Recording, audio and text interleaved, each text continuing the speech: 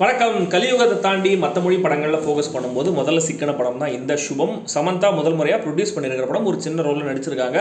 Cinema பந்தி director Praveen கந்திரிகளும் இந்த படத்தை டைரக்ட் பண்ணியிருக்காரு. ட்ரெய்லர் டீசர் ரெண்டுமே இன்ட்ரெஸ்டிங்காக இருந்தாலும் யாரும் நல்ல மாதிரியே இருக்கேன் லைட்டாக தோணுச்சு. பட் படம் பார்த்ததுக்கப்புறம் இதுக்கும் அதுக்கும் சம்மந்தம் இல்லை அப்படிங்கிறது புரிஞ்சுது. இப்போ லைட்டாக கேட்டிங்கன்னா வெளில டிவி ஓடிட்டு இருக்கு. ஸோ இப்போ கூட டிவி அடிக்ஷன்றது நம்ம உலகத்தில் இருக்குது. ஸோ அப்படி ஒரு டிவி சீரியலை வச்சு ஒரு பேய் கதைங்கிற மாதிரி இருக்குன்னு நீங்கள் நினச்சிங்கன்னா அதை நான் சொல்ல முடியாது, ஸ்பாய்லர் ஆகிடும். பட் ஸ்பாய்லர் இல்லாமல் படம் எப்படி இருக்குங்கிறத சொல்கிறேன். அண்ட் நான் அப்படியே சப்ஸ்கிரைப் பண்ணுங்கள், கமெண்ட் பண்ணுங்கள், லைக் பண்ணுங்கள், ஷேர் பண்ணுங்கள், எல்லாத்தையுமே பண்ணுங்கள். நம்ம ஸ்டூடியோவில் போயிடும்.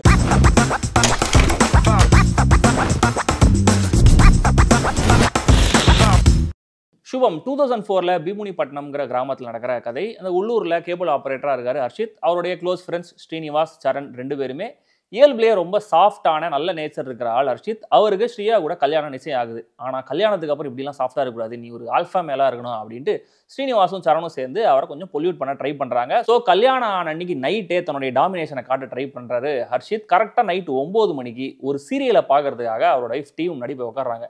டிவிலாம் பார்க்கக்கூடாது, சீரியல்லாம் பார்க்கக்கூடாதுன்னு டிவி அவர் ஆஃப் பண்ண போகும்போது சந்திரமுகி ரேஞ்சுக்கு பயங்கரமாக அவங்க ரியாக்ட் பண்ணுறாங்க. இவர் பயப்படுறாரு. அடுத்த சில நாட்கள்லேயே இவரோட ஒய்ஃப் மட்டும் இல்லை, அந்த ஊரில் இருக்கிற எல்லாரோட ஒய்ஃபுக்குமே நைட்டு 9 மணி ஆனால் இந்த பிரச்சனை ஒன்று நடக்குது அப்படிங்கிறது தெரிய வருது, ஒருத்தர் வீட்டை தவிர. ஏன் இப்படி நடக்குது, இதுக்கான காரணம் யார், ஏன் ஒருத்தர் வீட்டில் மட்டும் இதெல்லாம் நடக்கலை, இது எல்லாத்துக்கும் சொல்யூஷன் என்ன, எல்லாமே சுபமாக முடிஞ்சதா இல்லையா அப்படிங்கிறது தான் இந்த படம். ఇది జన్మ జన్మల బంధం మింగి నేల బంధం ఇది జన్మ జన్మల జన్మ జన్మల. சில படங்களை பார்க்க ஆரம்பிக்கும் போது முதல் சில நிமிஷங்களே எல்லாம் பக்காவாக இருக்கே, இந்த படம் உருட்டும் போல இருக்கே அப்படிங்கிற ஒரு நம்பிக்கை வந்துடும். இந்த சுபம் பார்க்கும்போது எனக்கு அப்படிதான் இருந்தது. முதல்ல இந்த காஸ்டிங்கில் கரெக்டான நடிகர்களை செலக்ட் பண்ணதுலேயே பாதி கண்டரை தாண்டிட்டாங்க. ஹர்ஷித், ஸ்ரீனிவாஸ், சரண் 3 மேல் லீட்ஸ், ஸ்ரீயா, ஷாலினி, ஸ்ராவணின்னு 3 ஃபீமேல் லீட்ஸ். இந்த 6 பேருமே ஃபேர்லி நியூ கமர்ஸ் மாதிரி தான், ரொம்ப பிரபலமாகாத ஆல்மோஸ்ட் நியூ கமர்ஸ்னு சொல்லலாம். ஸோ இவங்க எந்த இமேஜும் இல்லாமல் அந்தந்த கேரக்டர்ஸாக பெர்ஃபார்ம் பண்ணும்போது, அந்த கேரக்டர்ஸை போர்ட்ரே பண்ணும்போது அது கன்வின்சிங்காகவும் இருக்குது, ரெஃப்ரெஷிங்காகவும் இருக்குது. நல்ல நேச்சர் இருக்கிற அப்பாவித்தனமான ஹர்ஷித், ஆல்ஃபா மேல்னு கெத்து காட்டுற ஸ்ரீனிவாஸ், அதுக்கப்புறம் வாங்குற மொக்க, அப்புறம் ஒய்ஃபை பார்த்து சரண் பயப்படுற மொமெண்ட்ஸ். இன்னொரு பக்கம் பயங்கர மெச்சூர்டாக நடந்துக்கிற ஸ்ரீயா, நைட்டு 9 மணிக்கு காட்டுற டிரான்ஸ்ஃபர்மேஷன், புருஷனை பார்த்து பயங்கரமாக பயத்தில் நடமாடுற ஸ்ராவணி, இவங்க 2 பேருக்கும் நடுவில் ஒரு மீட்டரில் பெர்ஃபார்ம் பண்ணியிருக்கிற ஷாலினின்னு எல்லாருமே ரசிக்கும்படியான பெர்ஃபார்மன்ஸை கொடுத்துருக்காங்க. ஹர்ஷித்தோடைய அம்மாவை நடித்தவங்க, அந்த டிஷ்குமார் கேரக்டர் நடித்தவர்னு இவங்க 2 பேரும் கூட நல்லா நடிச்சிருக்காங்க. சமந்தா ரொம்ப சின்ன கேரக்டர் தான் வராங்க.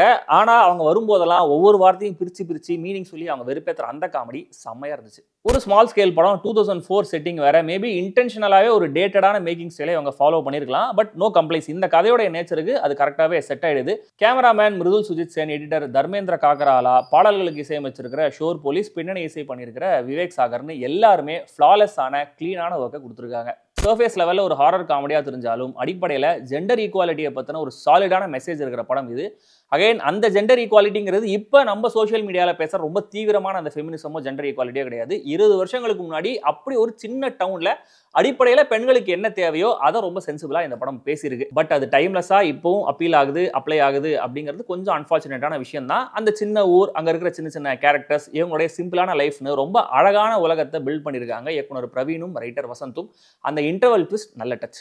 ஹர்ஷித்துக்கும் ஸ்ரீயாவுக்குமான கெமிஸ்ட்ரி, அவங்க 2 பேரும் இன்ஸ்டண்ட்டாக பாண்ட் ஆகிற அந்த ஒரு மொமெண்ட், ஸ்ரீனிவாஸ் தன்னோட ஒய்ஃபை நடத்துகிற விதம், அதுக்கு பேபேக் மாதிரி நடக்கிற சில விஷயங்கள், டிஷ்குமார் கேரக்டர் ஹீரோவை வெறுப்பேற்றுற 1-2 மொமெண்ட்ஸ், ஹீரோடைய அம்மா புது மருமகளை நடத்துகிற விதம்னு படம் முழுக்க சட்டிலான ஹியூமர் நிறைஞ்சிருக்கு. அண்ட் இந்த மொத்த பிரச்சனைக்கும் காரணமான ஜன்ம ஜன்மல பந்தம் அப்படிங்கிற அந்த சீரியல், அதோடைய டயலாக்ஸ், படத்தில் நடக்கிற விஷயங்களுக்கு கமெண்ட்ரி மாதிரி வர அந்த சீரியலோடைய மொமெண்ட்ஸ், முக்கியமாக அந்த சீரியலோடைய டைட்டில் சாங், இதெல்லாம் தான் இந்த படத்துடைய முக்கியமான ஹைலைட். அண்ட் இப்போவும் சீரியலில் நடக்கிற அந்த அட்ராசிட்டியை, சீரியஸான காமெடிகளாம் இவங்க கலாச்சிருக்கிற விதம் செம்மையாக இருந்தது. சினிமா பந்தி யூனிவர்ஸ்லேருந்து அந்த கேரக்டர்ஸை இந்த கதைக்குள்ளே கொண்டு வந்த விதம், சீரியலோட எண்டிங்கை வச்சே இந்த கதைக்கும் எண்டிங்கை கொண்டு வந்தது.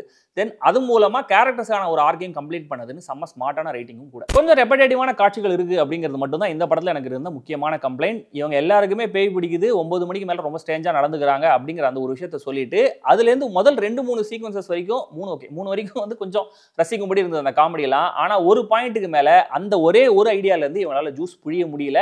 செகண்ட் ஹாஃப்லாம் கொஞ்சம் சக்கை தான் வருது. தென் இப்படி ஒரு சின்ன ஊர், அந்த ஊரில் இருக்கிற எல்லா லேடிஸுக்கும் பிரச்சனை அப்படின்னு சொல்லும்போது அது வெளி உலகத்தில் யாருக்குமே தெரியலையா, ஒருத்தர் கூட அந்த ஊரில் பிரசன்ட் மீடியாவில் ஒர்க் பண்ணலையா அப்படின்ற மாதிரி ஒரு சின்ன டவுட் வருது. ஏன்னா அதை வச்சு கூட கொஞ்சம் காமெடிலாம் ட்ரை பண்ணிருக்கலாம், ஏன் பண்ணங்கிறது தெரியல. மொத்தத்தில் இந்த சுபம் விட்டியான ரைட்டிங்கும் இன்சைட்ஃபுல்லான மெசேஜும் இருக்கிற ஒரு ஃபன்னான திரைப்படம். குடும்பங்கள் கொண்டாடும் வெற்றி அப்படின்னு கண்டிப்பாக சொல்லிக்கலாம். ஒரு சில குறைகள் இருந்தாலுமே கூட ஓவராலாக ஒரு சாட்டிஸ்ஃபைங்கான என்டர்டெய்னிங்கான எக்ஸ்பீரியன்ஸ் தான். அவங்களே சொல்கிற மாதிரி எல்லாம் சுபம். படம் தெலுங்குல தியேட்டர்ஸில் மட்டும்தான் ரிலீஸ் ஆயிருக்கு. சென்னையில் பிவிஆர் ஸ்க்ரீன்ஸில் சப்டைட்டில்ஸோட தான் ப்ளே பண்ணுறாங்க. கண்டிப்பாக ட்ரை பண்ணுங்க.